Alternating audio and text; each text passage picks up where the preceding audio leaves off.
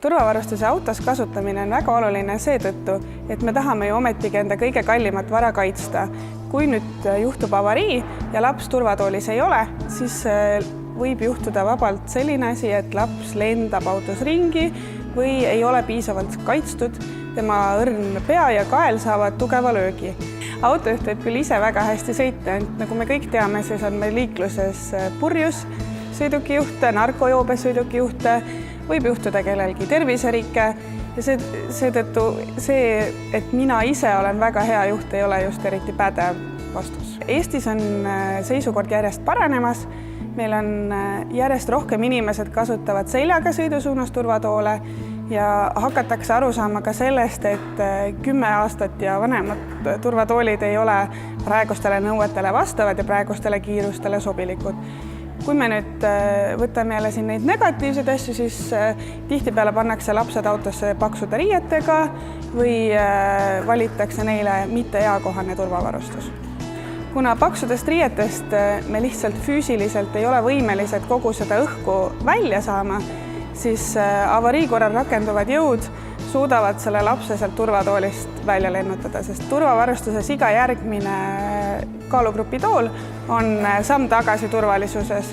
Siinkohal kehtib vägagi see, et tark ei torma ja tasuks kasutada siis maksimaalse eelmise kaalu ja pikkuse piirini. Et kui ületatakse kaalu või pikkuse piir, siis kahjuks tõepoolest edasi seda ei ole turvaline kasutada, aga seni, kuni kaal ja pikkus lubavad, tasub ikkagi eelmise grupi varustust kasutada. Hetkel kehtib tegelikult 3 standardit. On R44.03, 04 ja siis R129. Uuele standardile vastavad on läbinud pisut rohkem teste. Nad on sõltuvad pikkusest, mitte siis kaalust enam nii väga. Osadele vanematele autodele on võimalik paigaldada Isofix siis retrofitina ja teine variant on vahetada välja auto või siis hetkel on ikkagi veel võimalik turult saada ka turvatoole, mis vastavad eelmistele standarditele ning on kinnitatavad turvavööga. Alustada tuleb kõigepealt sellest, et tasuks lugeda auto kasutusjuhendit, sest auto kasutusjuhendist me saame esmalt teada, millistele istekohtadele ja milliseid turvatoole tohib paigutada. Seejärel siis tasubki vaadata ka turvatoolide sobivusliste. Nendes on enamasti väga palju autosid märgitud, kuhu nad sobivad.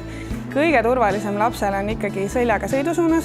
Väike laps kuni 3 aastani kindlasti peaks istuma seljaga sõidusuunas, sest tema lülisammas ei ole veel välja arenenud, see on alles kõhredega seotud ja luustumine pole veel täielikult toimunud. Seni, kuni turvavöö neil õigesti tuleb, turvavöö peab tulema siis õla ja kaela vahelt. Laps peab saama istmel istuda nii, et tal on selg vastu seljatuge, põlved kõverduvad istme äärelt ja ta peab oskama ka rahulikult paigal istuda. Euroopas on sõiduautosid müügis umbes 20 mudelit, millel on võimalik korraga kuni 3 Isofix kinnitusega lapse turvatooli paigaldada. 4 neist on võimalik saada meie majast. Üks nendest on siis Renault Espace ja teine Dacia Docker.